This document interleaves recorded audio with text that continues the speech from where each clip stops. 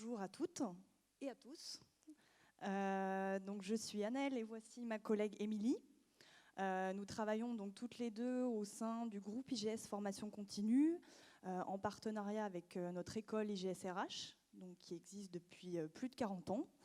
On est là pour vous accompagner au niveau de vos projets formation en lien avec les ressources humaines et la paye.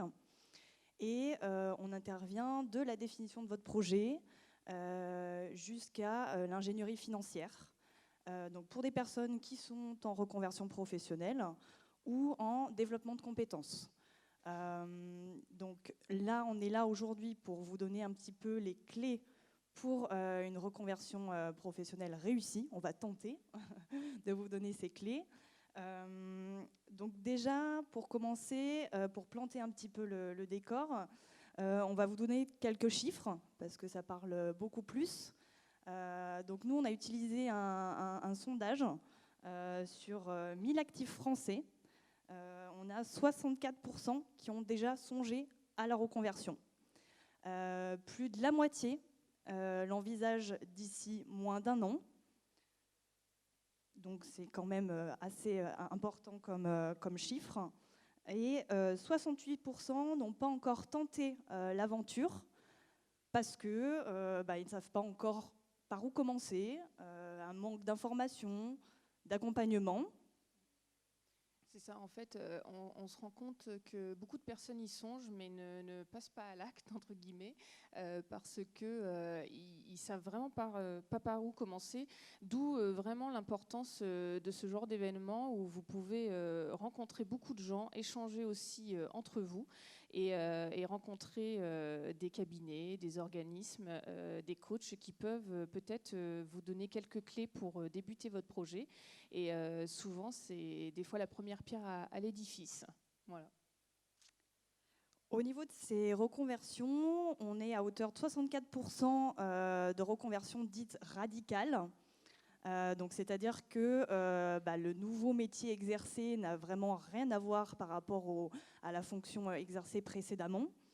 Et on a également un chiffre qui est assez criant. 70% ont évoqué en fait comme raison principale à cette reconversion un besoin fort de retour aux valeurs. Donc vraiment retrouver un sens au niveau du parcours professionnel. Pour vous donner un exemple de reconversion radicale, on a des personnes, par exemple, qui ont tenu un salon de coiffure, qui, pour des raisons de santé, ne peuvent plus continuer à exercer leur métier, notamment à cause des produits utilisés, et qui, désormais, sont assistantes RH. Voilà. Alors, on va passer un petit peu sur les chiffres et rentrer dans le vif du sujet. On va essayer de vous donner vraiment des conseils concrets pour réussir votre reconversion. Donc, c'est des conseils que nous, on donne au quotidien par rapport aux personnes qu'on accompagne. Déjà, une première étape qui, pour nous, est primordiale, essentielle, c'est vraiment faire le point, réfléchir sur soi, que ce soit seul et accompagné, bien sûr. Vous pouvez bien sûr solliciter votre cercle professionnel, c'est-à-dire vos collègues, votre réseau, également votre entourage, vos proches. Solliciter également un bilan de compétences si vous êtes un petit peu perdu, qu'au niveau des pistes, il y en a beaucoup trop et que vous ne savez pas trop prioriser. Et également solliciter des organismes de formation comme nous qui peuvent vous accompagner également dans cette réflexion. Donc après, quelques petites clés. Quand on dit réfléchir, faire le point seul, c'est important que vous puissiez prendre le temps avec vous-même de lister un petit peu tout ce que vous avez fait jusqu'à maintenant, ce qui vous a plu, moins plu, ce que vous ne voulez plus. Ça, il n'y a que vous qui pouvez le savoir et on ne prend pas toujours le temps. Donc ça, c'est très important. Être accompagné dans cette réflexion, solliciter vos collègues, votre réseau, leur demander tout simplement dans quel métier ils vous imagineraient demain, quelles compétences ils vous reconnaissent en termes de savoir-faire et en termes de savoir-être, c'est important.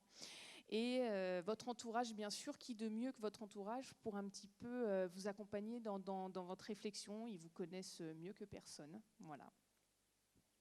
Alors, un deuxième conseil aussi primordial, vraiment définir clairement votre projet. Donc, ça passe par plusieurs étapes, notamment faire des enquêtes métiers pour vraiment avoir une vision concrète du métier que vous souhaitez peut-être exercer.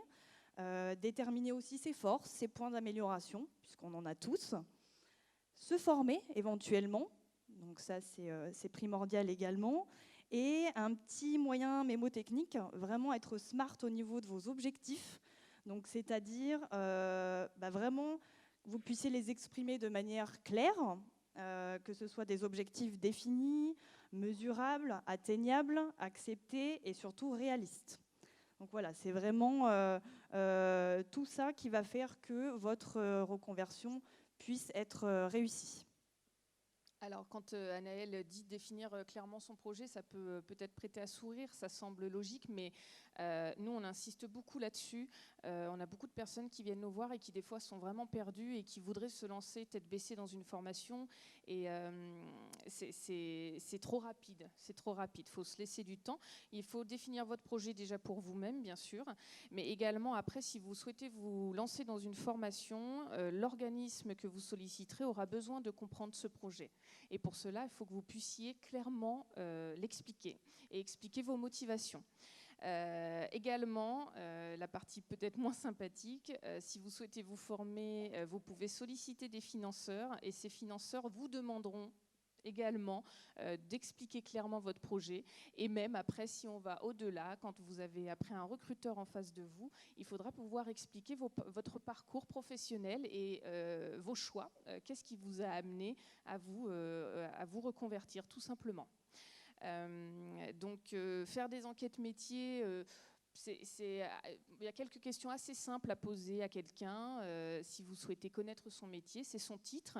Alors, ne vous arrêtez pas au titre puisque bien souvent, on se rend compte que ça ne veut pas dire grand-chose. En tout cas, des titres similaires peuvent avoir un tout autre sens dans différentes structures. Donc vraiment, demander quelle est la journée type de la personne, quelles sont les missions qu'elle apprécie particulièrement, quelles sont celles qu'elle aime un peu moins. Bien sûr, c'est subjectif, mais ça vous donnera vraiment un contour au poste qu'elle a et ça vous permettra de voir si vous vous y retrouvez ou pas. D'accord ? Et également, on a encadré cette phrase-là parce que pour nous, elle nous semble absolument indispensable. Avoir absolument validé son projet avec son entourage proche. Une formation, un projet de reconversion, c'est un investissement de soi. Et on embarque bien souvent toute sa famille avec soi. Il y a des moments plus faciles que d'autres, on ne vous le cache pas, et il est important dans ces moments-là que vous puissiez avoir le soutien de vos proches. Clairement, si vous avez des enfants, si vous demandez à votre enfant comment s'est passée sa journée d'école, il risque de vous demander comment s'est passée la vôtre quand vous êtes en formation. Et puis le samedi matin, tout le monde sortira son cartable, maman y compris, pour réviser son évaluation de droit du travail. Voilà. Donc c'est important que tout ce petit monde-là soit embarqué avec vous parce que c'est ce qui sera votre force. Nous, on a des promotions, donc on a un effet de groupe qui se crée, ça apporte un réel soutien. Mais une fois rentré chez soi, il faut aussi qu'on puisse trouver l'énergie de continuer sa vie de femme et sa reconversion. Voilà. Et enfin, donc les fameux facteurs clés de la réussite d'une reconversion. Donc, si on devait un petit peu vous lancer des phrases, ça serait vraiment prendre du temps, comme disait Émilie tout à l'heure, vraiment se faire confiance, parce que comme on disait, on a tous des forces, il faut les connaître. S'autoriser à rêver parce que c'est le moment, et ça c'est quelque chose qu'on s'autorise très peu dans notre société actuelle, donc il ne faut pas hésiter. Ne pas se décourager, parce que clairement, vous en êtes capable. Et surtout, le maître mot, c'est profiter, parce que ça passe très, très vite, une phase de formation, et vraiment engranger le maximum que vous pouvez. Donc n'ayez pas peur, ça se fait même beaucoup maintenant. Avant, les générations rêvaient de passer toute leur vie professionnelle dans la même entreprise. Maintenant, ça nous fait peur.